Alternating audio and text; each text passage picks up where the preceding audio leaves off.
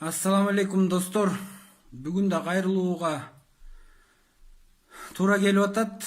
Көптөгөн журналисттер, активист жигиттер, уул кыздарыбыз бүгүнкү болуп аткан окуяларга мынакей бирден бир чек арадагы өткөндө атылып жарадар болгон аскерибиз тууралуу.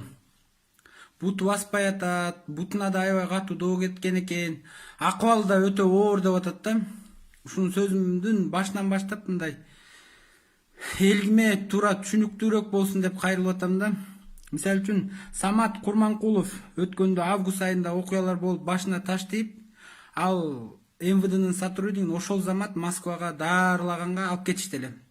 Ал МВДнын сотрудниги жөнүндө эч кандай жаман оюмдагы, жаман пикирим жок, ал өзүнүн ишин кылып атты.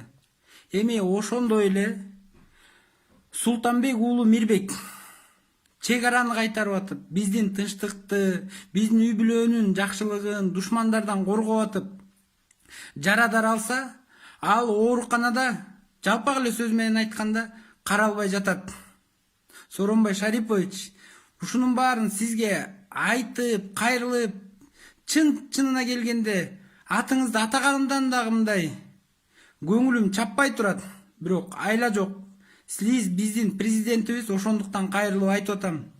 Мунун негизин эмнеге айтып атам? Анткени жалаң жарандык активисттер баары чыгып Фейсбуктан көтөрүп кичине бир кыймыл болсун деп атат да. Сооронбай Шарипович, мына мен сизге кайра бир жолу да айтып, атыңызды айтып атам да. Коромон итим үрсө дагы мен кокус бирөө жарым конок келип калды деп чыгам. Түн ичинде итим үрүп калса кородон, мен сактанып, балким ууру бөрү келип калды деп чыгам. Сизге канча инсандар, канча жарандарыңыз кайрылып атат, сиз бир да үн каткан жоксуз. Падыша үчүн уят. Бирок азыр деле кеч эмес. Эми карагыла булар, эмне үчүн өзүңөргө келгенде өкмөт, депутаттар, президенттин аппараты өзүмдүн ишим дегенде өгүздөй күчүм бар кыласыңар. Мына эми жакында эле болуп өткөн жогорку кеңеш элдин тилеги болуп атат. 7%, 9%, 5%га түшүп бергиле. Баарыбыз жапатырмак баралык деп атат. Күрөөнү 5 миллиондон 1 миллионго түшүп бергиле деп эл суранып атат. Жок, силер элдикин уккан жоксуңар да өзүңөрдүкүн коюп, 7 ойдон калсын дедиңер. Мейли ага да мейли дедик. Андан кийинки эле мына антимонополиянын Сабиров айтып атат да, бензин боюнча кайрыла кетейин. Ток кыска кайрылып атам да. Сабиров айтып атат, февраль айында сатып алган бензиндин баасын кармап, ошо баа менен сатып атабыз 35-40 сомдончу. Ошондой эле мыкты экенсиңер. Былтыр картошканын баасы түшүп атканда эмнеге картошканын баасын кармап берген жоксуңар дыйкандарга? Баары чирибедиби? Канча деген дыйкан акчасыз калды, канча деген дыйкан банкрот болду. Бензинге келгенде жанагыдай шарт түзүп бересиңер, алардын баасы менен сатыш керек. Ошол замат түшүш керек болчу да. Көрдүңөрбү? Өзүм дегенде кандай кылып атасыңар? Коррупция дейсиз. Коррупция менен коррупциянын башын айткан балдарга иш козгоп атпайсызбы? Факты берсе, фактыны көрбөй атпайсызбы? Мындай жакшы эмес, Сооронбай Шарипович, мынакей. Сизге дагы бир жолу президентим катары кайрылып атам. Дүйнөдө канча мигрант ыйлап атат. Талаада иштеп жүргөндөр. Алып кетиңиз өз эле жерибизге, өзүбүздүн акчабыз менен үн катпай атасыз. Пандемия башталганда, коронавирус башталганда сиз чыгып эле айтышыңыз керек болчу да. Сиздин бир минусуңуз.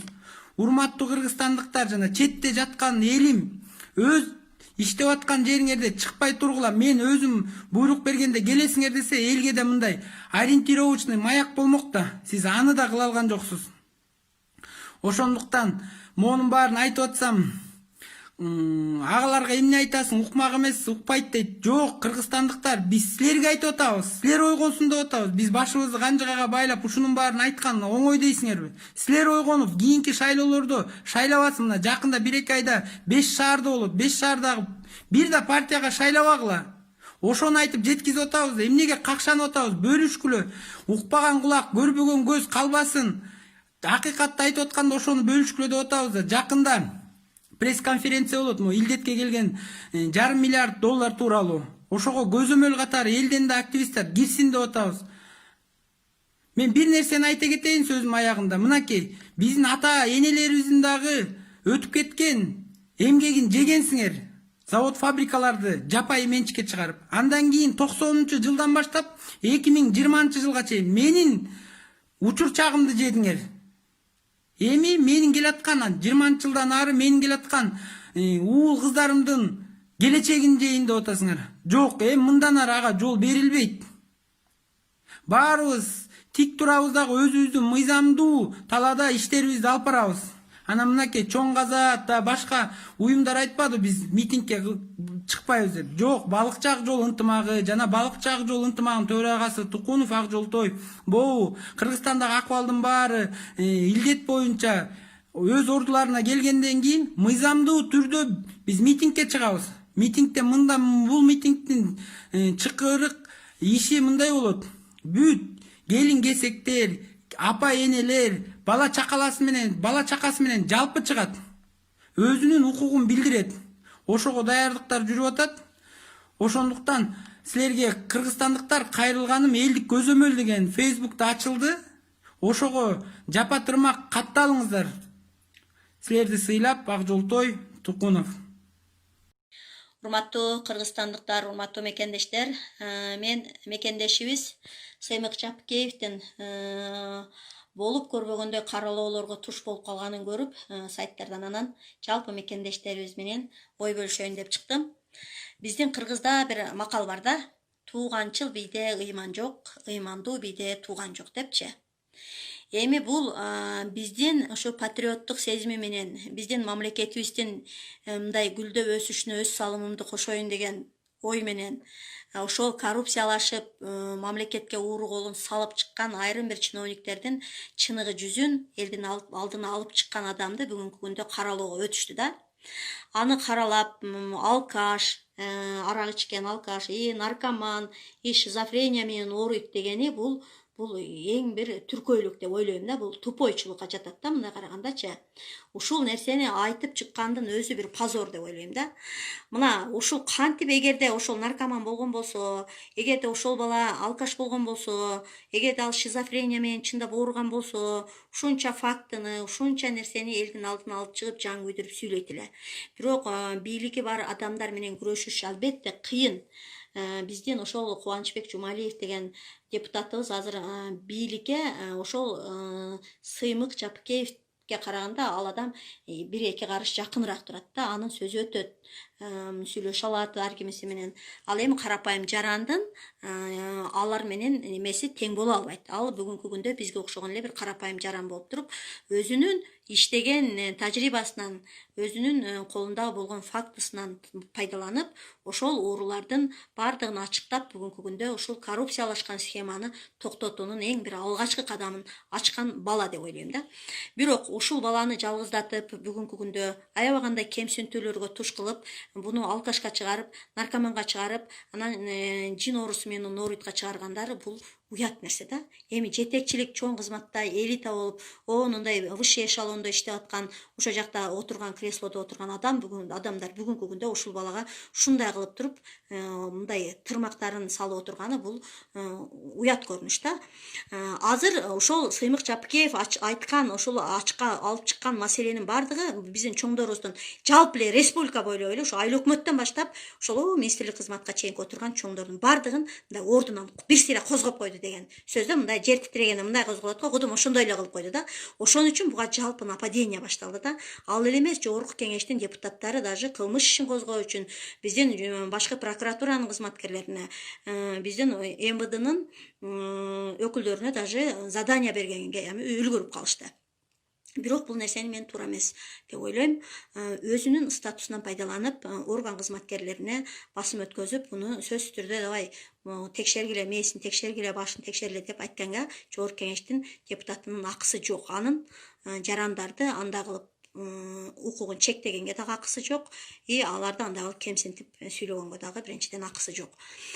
Анан бүгүнкү күндөгү ушундай кылып туруп акыйкатты, чындыкты айтып чыккан балдарды чекеден эле ушундай кылып туруп эле оорукчанга чыгарып жогото бериш бул туура эмес. Анткени коррупциялашып кеткен система менен күрөшүш карапайым жарандар үчүн аябагандай оор. Коррупция биздин мамлекетибизде өнүгүп өсүп кеткен. Аны өздөрү ham жакшы билишет.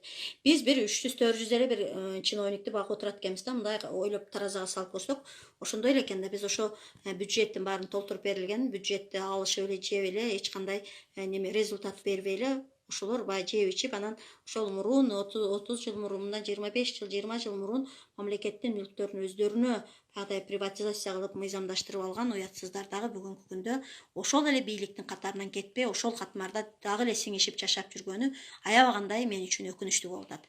Мен айтат элем, коррупция азыр коррупция бизде бар, жок эмес. Аябагандай өрчүп кеткен. 2013-жылдан баштап аябагандай өрчүп өнгөн. Анткени коррупция каерде бар? Пособие тапшырган жерде коррупция, пенсия тапшырган жерде коррупция, метрика алган жери коррупция, паспорт алган жерде коррупция, счетный палата коррупция, кадровый служба коррупция, айыл өкмөтүнөн баштап деге эле кое бересиңер, ошол жогорку кеңешке, тиги немеге чейин, министрликке чейин ушундай коррупциялашып кеткен схема экен.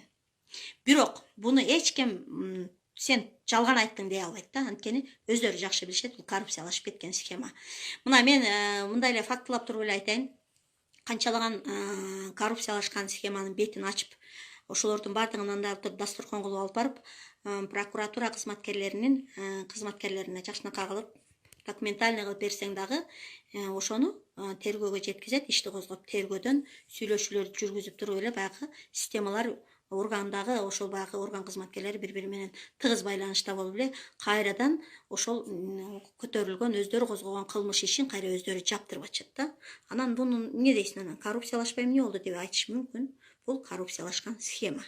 Буну жок кылыш керек, түп тамырынан жоюш керек. Ошон үчүн ошо Сыймык Жапкеевке окшогон биздин чындыкты айта турган патриоттук сезими бар балдарды, жаштардын баардыгын кайрадан кемсинтип, аларды ошондой шизофрения менен ооруй, чин оору менен дебестен, аларды жакшынакай кылып, поддержка кылып, мамлекетибиздин башчысы баш болуп, даже поддержка кылышыбыз керек.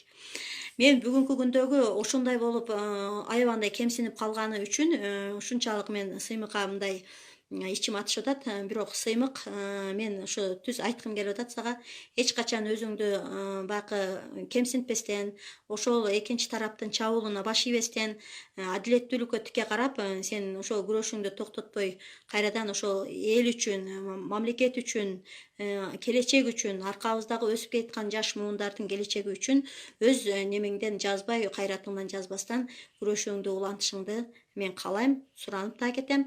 Иштериңе ийгилик да каалап кетем. Бирок баарыбыз бул адамды ошо иштерине ийгилик каалап, колдоп, кубаттап туралы. Бирок урматтуу депутаттар, ошол жогорку кеңеште отуруп алып, бул мындай жарандарды кемсинтип, буга кылмыш ишин козгош керек, ана мындай деген сөздөрдү айтпаңыздар. Анткени жогорку кеңештин депутаттарын эл шайлап барган элдин өкүлдөрү. Элдин өкүлдөрү элдин таламын дайым талашыш керек, элдин мындай мүдөөсүн кандырыш керек, элдин баягы суроо талаптарына жооп беришке милдеттүү алар, толук.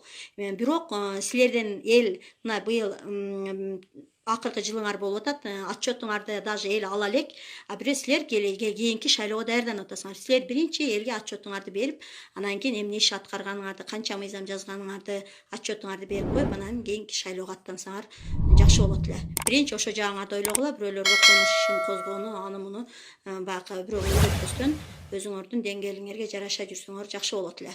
Бирок Сыймык, сага ийгилик каалайм.